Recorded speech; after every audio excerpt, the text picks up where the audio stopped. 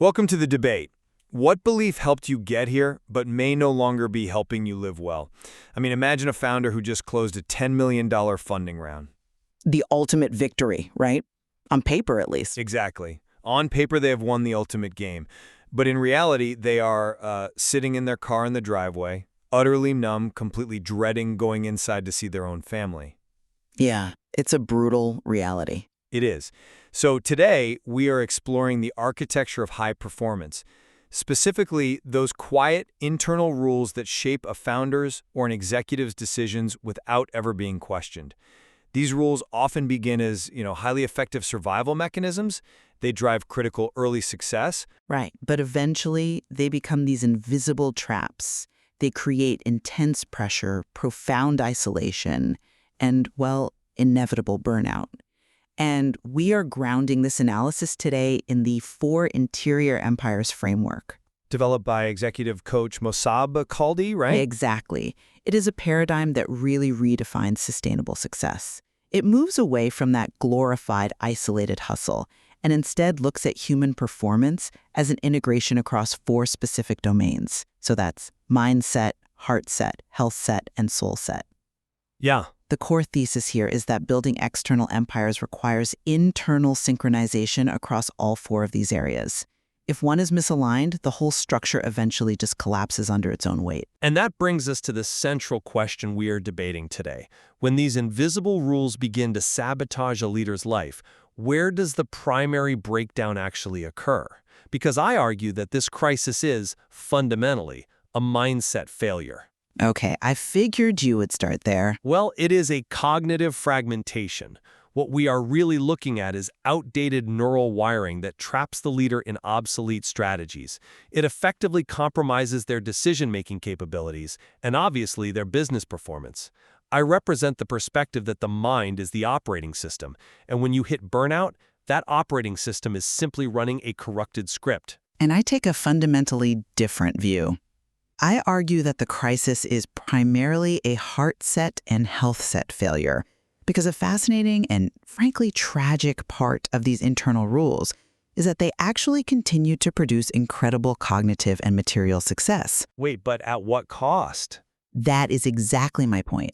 The mind is doing its job perfectly, right? But these beliefs destroy the leader somatically and emotionally. It leads to the profound paradox of empty success. I maintain that the breakdown doesn't start in the boardroom or even in the logical centers of the brain. It starts in the nervous system and in a profound alienation from one's own emotional reality.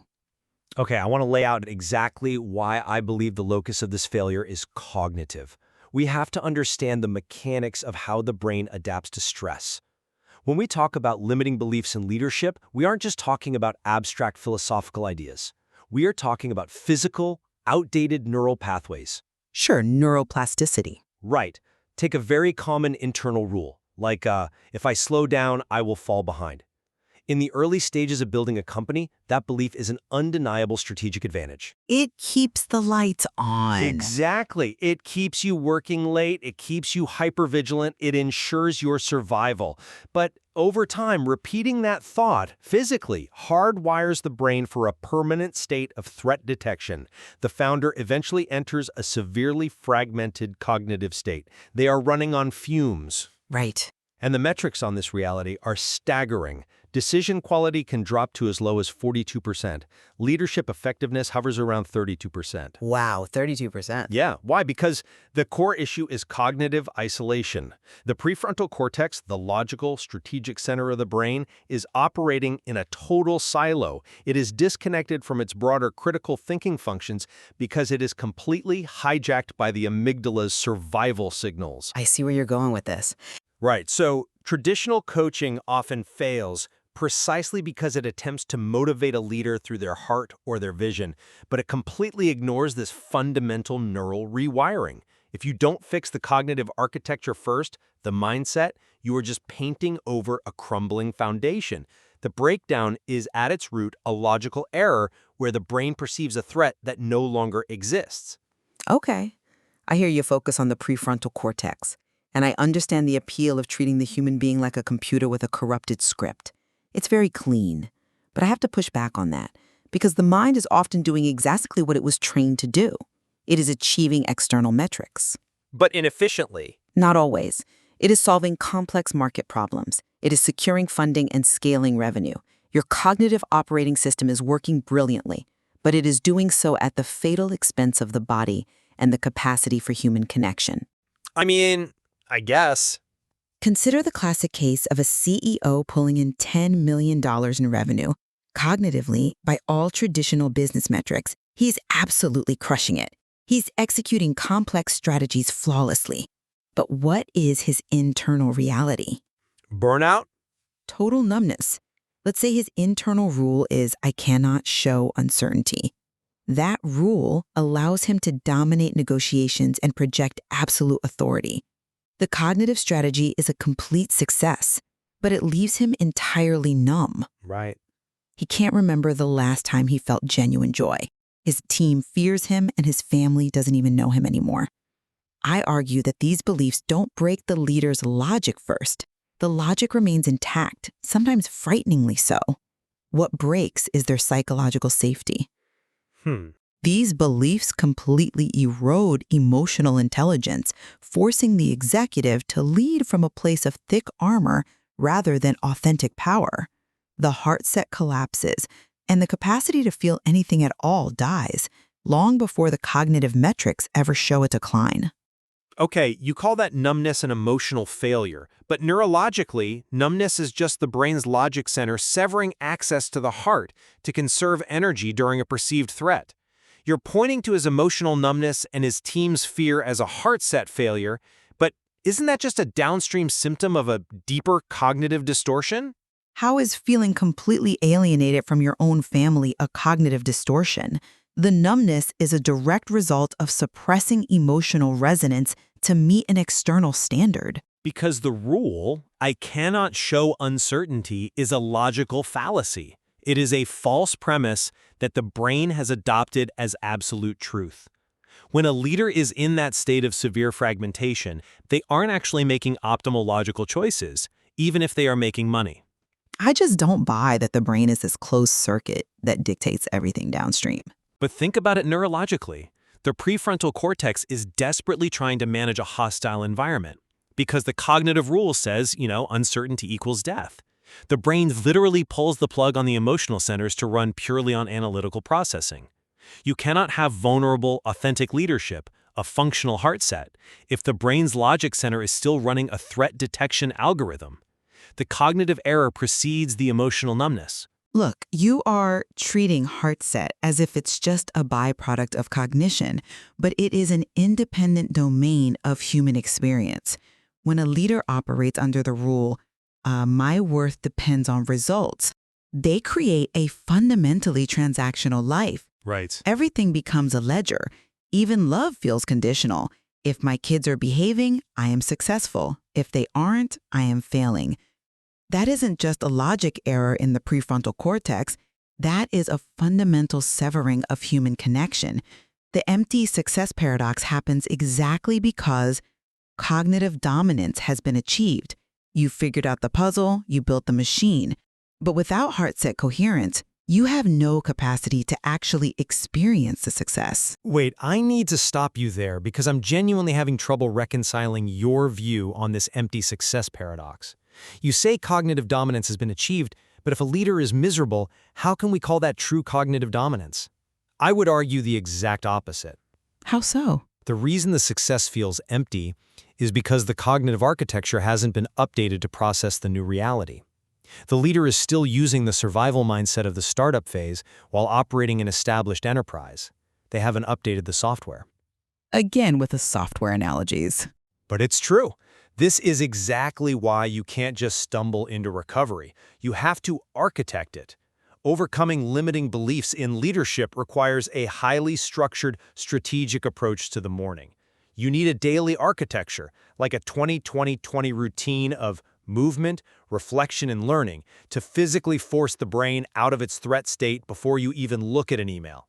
Okay, but... And if you are a founder listening to this right now, you are probably thinking, I don't have 90 minutes for a morning routine. My inbox is on fire. But that urgency, that feeling that you cannot spare an hour, is exactly the cognitive distortion we are talking about. Reclaiming your focus is a strategic cognitive choice. You're talking about strategic choices and structuring the morning to outthink your stress. But you are entirely bypassing the physiological reality of the health set. You cannot simply outthink a biological deficit. Let's look at another incredibly common internal rule in entrepreneurial circles. I'll sleep when I'm dead. Oh yeah, a heavily romanticized belief. It's essentially the badge of honor in Silicon Valley. Exactly. And it is praised and rewarded by investors. But let's look at the somatic, physical reality of that belief. Someone driven by that rule might sleep only 5 hours a night. The result isn't a cognitive revelation. The result is stress-induced hypertension at 38 and a severe cardiac risk diagnosis. Ouch. Right? The executive doesn't have a change of mind. They have a literal health crisis. The body, not the mind, ultimately forces the collapse of the limiting belief. Well, I'll concede that a sharp mind is utterly useless in a failing body, but the behavior itself, the chronic sleep deprivation, was initiated and sustained by the cognitive rule. The mind forced the body to stay awake. Forced it, yes. But the actual breakdown, the thing that stops the executive in their tracks, is physiological. We have to look at the mechanics of what is happening in the health set. When you operate on 5 hours of sleep, your immune function drops by 70%. Wow. Executive function drops down to 52%. You are literally working with half a brain. And more importantly, let's talk about how the brain physically cleans itself. The glymphatic system is like a city's fleet of street sweepers. Right, clearing out the metabolic waste? Yes. But they only come out when the traffic completely stops. If you're sleeping 5 hours a night, you're calling the street sweepers back to the depot before they've finished cleaning, leaving the toxic metabolic byproducts of the day to pile up in your brain tissue. Over time, that metabolic waste literally degrades your neural pathways. You don't win during the intensity of the grind, you win during recovery. You cannot cognitive behavior therapy your way out of a broken glymphatic system. Okay, I completely agree with the mechanics of the glymphatic system, but I challenge your premise on how we fix it. Yes, sleep is a biological necessity. Yes, you need the street sweepers to clear the waste. But what initiates the behavioral change to prioritize that sleep? The mind has to give the body permission to rest? Okay, fair. This relies heavily on neuroplasticity. The brain physically changes with intentional practice, but you have to strategically initiate that practice. Think of brain-derived neurotrophic factor, BDNF, as miracle grow for the brain. Right. When a founder is trapped in a limiting belief like, I have to do everything myself, their neural pathways are rigidly locked into micromanagement. Engaging in daily physical movement boosts that BDNF by 300%. It physically creates the neuroplasticity needed to grow new ways of thinking. Yes, increasing BDNF is a biological outcome, but it is initiated by a strategic, cognitive protocol. I see your point. Rebuilding the internal operating system is a highly systematic process of habituation. You rewrite the cognitive code, and the biological hardware responds. I agree that neuroplasticity is the mechanism of change, and BDNF is the fuel for it. But I argue that neurological resets and biological optimization are entirely insufficient without a profound anchor. You can increase your BDNF, you can optimize your sleep to 8 hours, you can achieve perfect cognitive clarity. Sounds great to me. But if you don't know why you were doing it, you will eventually revert right back to the old rules the minute a crisis hits. You will go right back to micromanaging and sleeping 5 hours a night. And this brings us to the soul set. Ah, the integration of purpose and legacy. Precisely. We have to look at the mechanics of meaning. Why does meaning override fear? Consider the practice of a mortality meditation.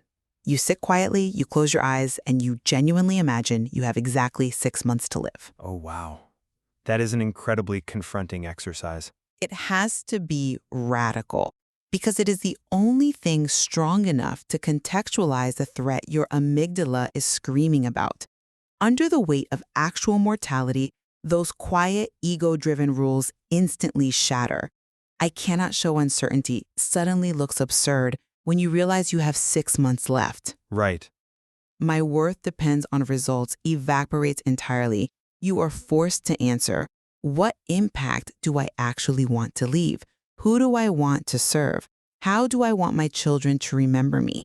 Only this shift, moving from vague ego-driven goals to crystal clear meaning, can permanently dismantle the beliefs that cause burnout.